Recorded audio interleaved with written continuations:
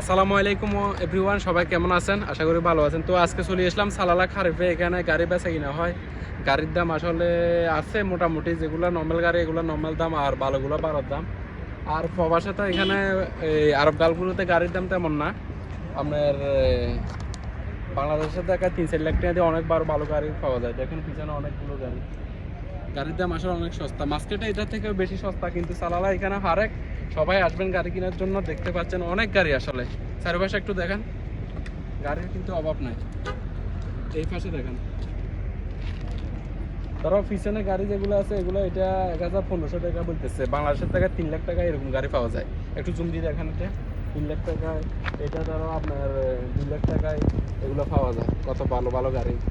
আর বাংলাদেশে এটার দাম কমের মধ্যে 40 লাখ টাকা হবে। এই পাশে অনেক গাড়ি আছে।